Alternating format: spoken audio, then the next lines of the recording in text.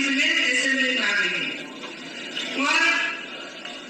और इंडिया में नफरत पैदा करने का जो स्टार्टिंग हुआ वो गोधरा कांड से हुआ।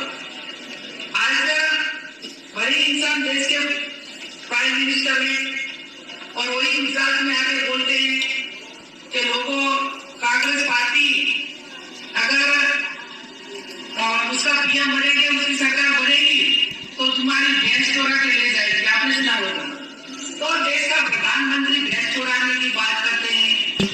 अल्पसंख्यक लोगों का जो सारी सुविधाएं हैं, वो फैसिलिटी है, वो कांग्रेस पार्टी मुसलमानों को दे देगी।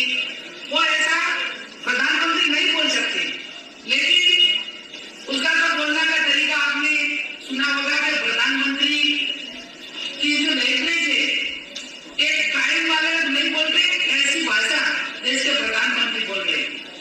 और अभी सभी देशवासियों को पता चल गया है और हमारे लीडर राहुल जी ने तय किया है कि डरो मत। सारे लोग राहुल जी के साथ जुटे और वो डर से बाहर निकले। जब लोग डर से बाहर निकलेंगे तब आपने बताया, आपने तो बढ़ाया लेकिन हमने तो देखा है।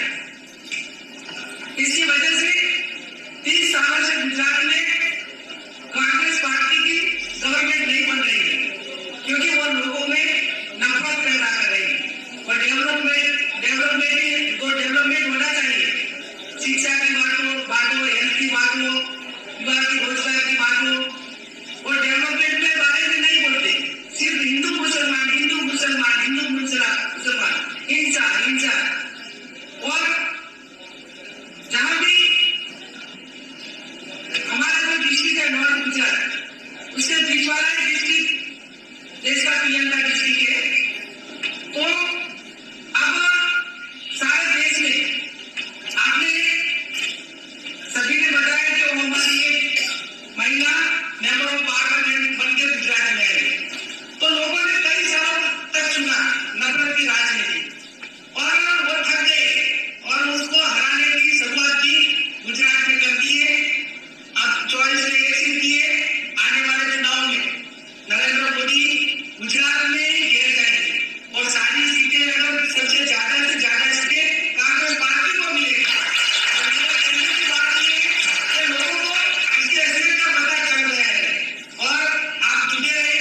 वो नफरत वाली राजनीति जो कर रहे थे वो लोगों को समझ में आ गई है। आप एक ही बात रखो, डरो मत, डराओ मत। हम किसी से डरते नहीं, हम किसी को डराते नहीं है। और जो काम करते हैं इंसानियत की वजह से करते हैं। हमारा जो एक संविधान है, वो संविधान की वजह से हमारा देश चल रहा है। यह कोई एक धर्म के नाम से नहीं चल रहा है। और धर्म की बात बता रहे, हिंदू की बात बता रहे, तो गुजरात में सारे देश में ढंढोरा पीटकर बता रहे हैं कि हमारा गुजरात मॉडल। तो आज भी गुजरात में एजुकेशन की कमी है, हेल्थ की कमी है, रोजगार नहीं मिल रहा है। आपने पढ़ा होगा कि सबसे ज्यादा जो स्टूडेंट है वो गुजरात से बाहर जा रहे हैं। क्यों? कि वहाँ अच्छी फैसिलिटी नहीं मिल रही। तो मैं एक ही बात बताना चाहती हूँ कि हम संविधान के रखने वाले हैं और आने वाले दिनों में सभी एमपी ने भी 8